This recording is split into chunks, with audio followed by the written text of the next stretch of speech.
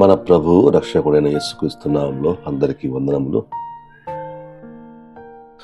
నేటి బైబిల్ వాగ్దానము యెషయా గ్రంథము 42వ అధ్యాయము 1వ వచనము. ఇదిగో నేను ఆదుకొను నా సేవకుడు, నేను ఏర్పరచుకున్నవాడు, నా ప్రాణమునకు ప్రియుడు, అతని యందు నా ఆత్మను ఉంచి ఉన్నాను. ప్రార్థన. ప్రేమల తండ్రి యేసుక్రీస్తు వారి పరిశుద్ధ నామములో మీకు వందనాలు చెల్లిస్తూ మరి యొక్క నూతన దినంలో మీ పాదసన్నిధికి వస్తూ ఉన్నాం. ఈ దినము మీరు మాకు అనుగ్రహించిన దాన్ని బట్టి స్తుతిస్తూ ఉన్నాం. అతని యందు నా ఆత్మ నుంచి ఉన్నాను అని మీరు వాగ్దానం చేశారు, మీకు వందనాలు.